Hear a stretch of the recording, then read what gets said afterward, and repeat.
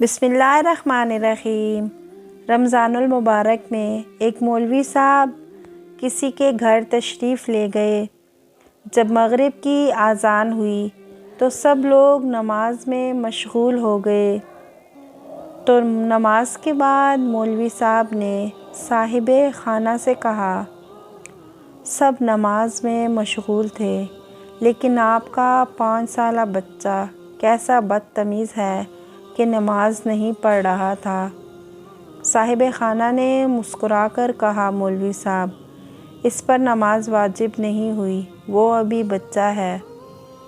दूसरे दिन मौलवी साहब ने देखा कि सब लोग असर की नमाज़ पढ़कर मस्जिद से निकल रहे हैं और रोज़े से भी हैं, मगर एक पागल है जो कुछ खा रहा है और उसने नमाज भी नहीं पढ़ी।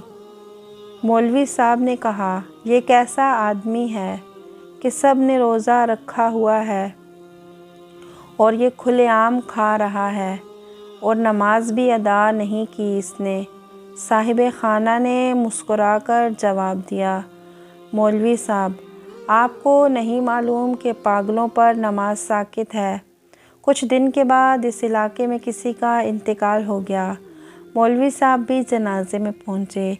जब मैयत को दफनाने का वक्त हुआ तो मौलाना ने कहा, रुक जाएं, थोड़ी देर बाद दफन करें, अभी अजान होगी तो मुर्दे को नमाज पढ़ लेने दें, फिर दफन करें।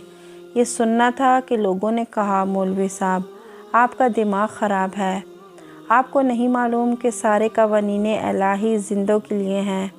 तो अब मौलवी साहब ने मुस्कुरा के अजीबो गरीब जुमला कहा, मैं भी आप लोगों से यही पूछना चाहता हूँ कि अगर नमाज जिंदों के लिए है तो जो लोग नमाज नहीं पढ़ते, क्या वो बच्चे हैं, पागल हैं, या फिर वो मर चुके हैं? नमाज दीन का सतून है, नमाज हर हाल में पढ़नी चाहिए।